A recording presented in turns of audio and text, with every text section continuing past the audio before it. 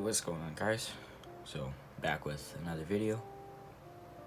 This one is a restoration of a Sirio pt.1. Not sure the exact name of this model. Didn't say it anywhere on the block, but this engine has sat for I don't know how long. But it's very gummed up, and I'm gonna see what I can do with it. So first I'll just show the internals. Start with the carburetor. It's not really part of the internals, but so looks like a steel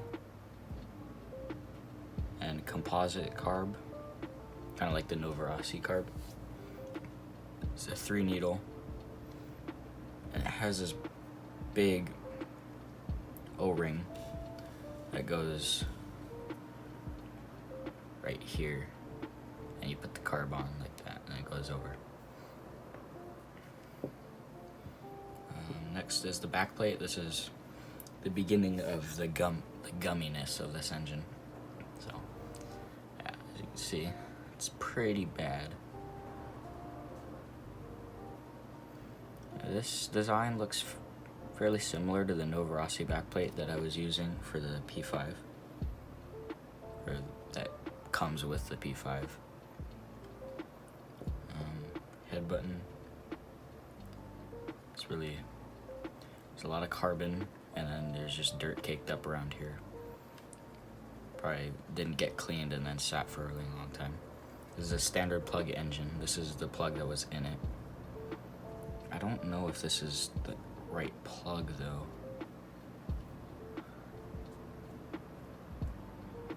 It's the right plug, but it's missing the copper crush washer. So that's that. Crankshaft next. You can see it's not drilled out. It doesn't have a silicone ramp. It just has a bunch of material left that serves the same purpose as a silicone ramp, but it's a really heavy crankshaft. I'm not sure what the crank window is. I think some people, they measure crank window by the gap. Where are my calipers at? Back to the crank. I want to measure this real quick. So crank window opening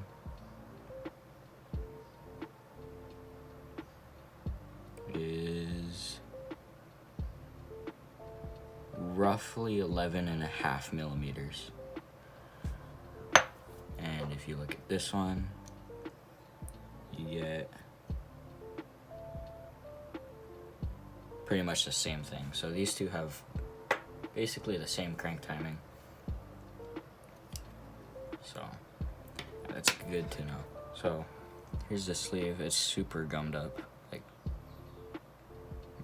I'll clean it up and everything. It's still not gonna be like shiny like brand new, but it'll definitely be better. You can see that this engine has some pretty good designing for how old it is. I think it's probably around 15, 16, maybe older years. 15, 16 years old, maybe older. There, that's how you word that. It's a 5-port. Got 1, 2, 3, 4, 5, and then your exhaust. And it's got 2 bypass ports. But one thing I found interesting was the fang here. Not a lot of engines used fanging, especially engines that were this old. But not only the fact that this engine has some fangs on the ports, but the way they're made. So if you look at this fang, it's very thin and a lot longer. But if you look at a fang from today's engines, like the fangs I made on the P5, they're a lot wider and they're shorter. Now this isn't the best example because they're not machined or anything, they're done by hand, but yeah. There's the piston and connecting rod. I think this engine uses a fairly long connecting rod. Found my calipers. Okay, and then here. Calipers, measure center to center. These aren't digital calipers, so they're not the most accurate. But just to get a rough estimate. This engine seems like it uses a 30mm connecting rod, which I don't think any engines now use a 30mm connecting rod. They're all 29.5mm. It's got a domed piston top with a little dimple in the center. The only other engine I have that has this is my SH Photon 3-port. But yeah, the dimpled piston pretty much only comes in on-road engines. When it comes to brands like Novarossi and OS and Sirio. But Sirio uses their domed piston for off-road too.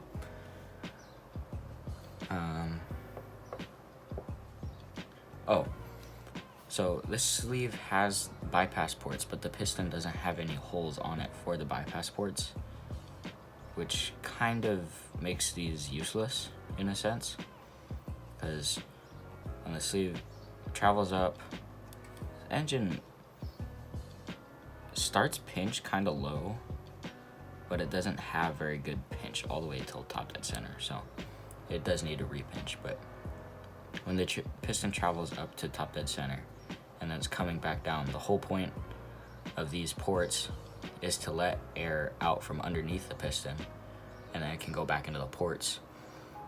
But the piston doesn't travel below these ports, and there are no holes on the piston to allow the air to go out, which makes these kind of just useless. But that's a random thing I pointed out. I thought I'd point out. And then the block. So you can already see it. That's pretty bad. Pretty gummy. So you can see the front bearing, there's a lot of dirt caked up around there. I'm just gonna have to scrub all that off. And then there's a bunch of dirt caked up over here. And then you look inside the block, and it's pretty bad. So I should be able to clean all of this out. The bearings spin, but they're definitely gummed up. I'll see what they feel like once all the gummed up oil and stuff is washed out of them. And then that will determine whether or not I need to replace the bearings. So yeah, I'm gonna just get into this whole cleaning process. I'm not gonna be able to film all of it, but the parts that I can film, I will. Yeah, I'm gonna get started by cleaning the block, so I'll be back. Okay, so I've cleaned up the block. I have it heating up right now because the bearings are completely trashed. So I'm gonna have to get new bearings, but yeah, now I'm just gonna go ahead and, oops. I'll go ahead, clean up the back plate, clean up the head button as much as I can. Alright, I'm not gonna record this either. Kind of seems useless for me to be like, oh, I'm just gonna go clean these up, but thought I may as well say that. I can always cut it out of the video anyway, but yeah. Okay, so as you can see here, I got the back plate all nice and cleaned up, and the head button is definitely looking a lot better than it was before. But this, chuck it up on my lathe, polish it, and then this, I'll polish this part too. So it's fairly smooth on it. Try to get a whole lot earlier. This new quality is pretty good. That's pretty nice. So this whole quality is smothered. So do this. And this guy could shoot right down here. Yeah, So first thing I do is get on my users. And do this back first. So zoom in up on down. Zoom back down.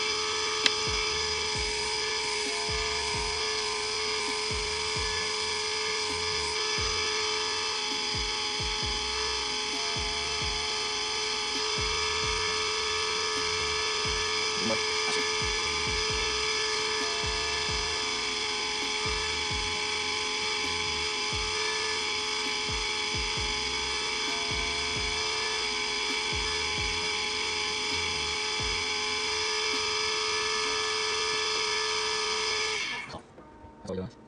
How this like very smooth way to use it. That's it. Headband. Alright, headband. So try that. Sorry, go for this. No cylinders. Did not matter. So I think that same. Good hand, and put it on.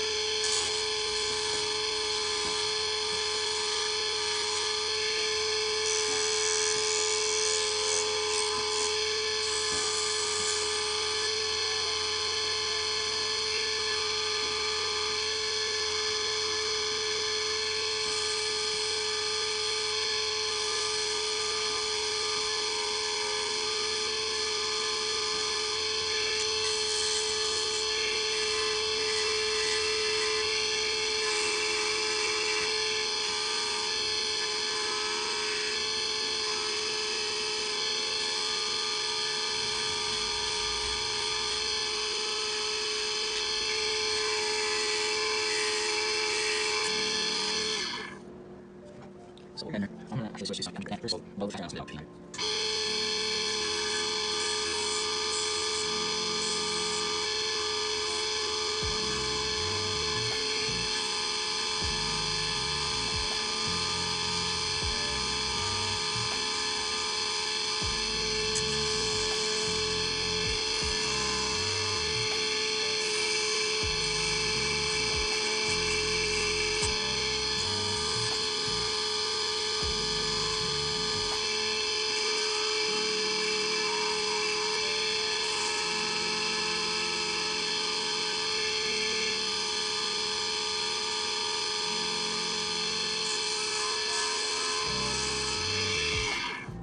Okay, so we're getting closer.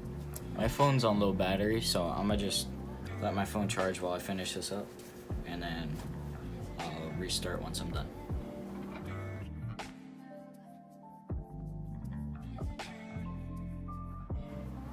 Okay, so this is after cleaning up the back plate. Nice and smooth. And then the head button.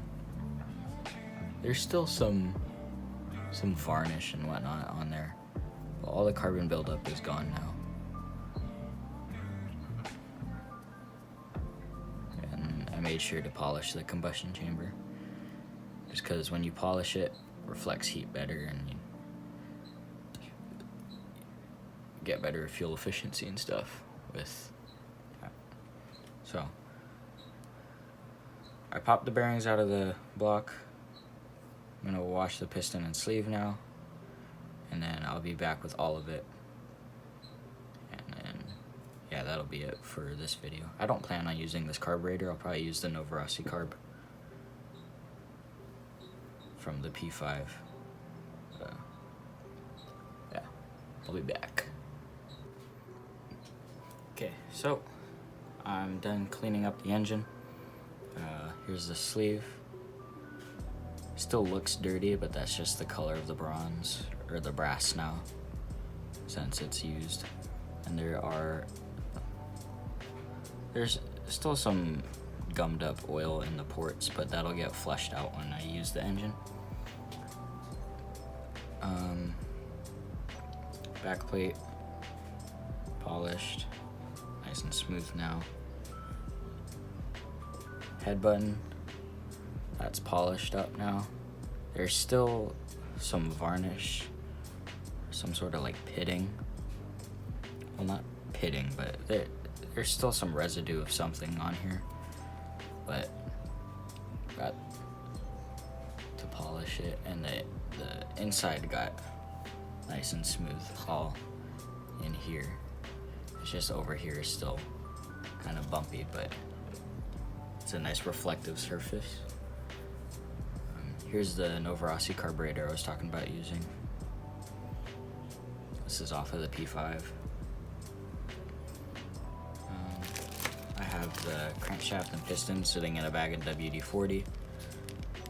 So that way the wrist pin clips don't rust and the crankshaft doesn't rust. And then once I go to put the engine back together, then I'll take these out. Cooling head, I can't do much about the cooling head. It's old, discolored, beat up, and the fin is actually bent right there. But yeah, I'm gonna just leave the cooling head as it is. I'm not gonna lighten it like I did with the P5.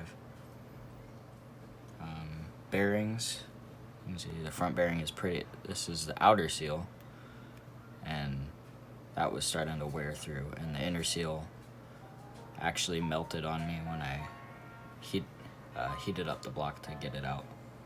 But this bearing was no good anyway. And the rear bearing, as you can see, the inner race has a lot of play. And this is with oil in it, and you can hear it. So, alright, see how much play there is. So, that bearing is no good. Here's the block. Definitely looks much better than before. It's all cleaned out. See right there. That's where most of the cleaning happened, right there.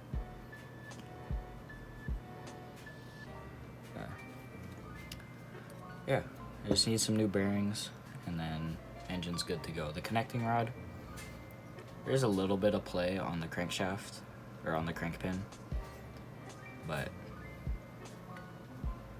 yeah, I'll just have to deal with that, because I don't think I'm gonna be able to find a connecting rod the right length for that. But yeah, that's the first part of the Sirio pt.1 rebuild. Hope you guys enjoyed, and I'll see you in the next one.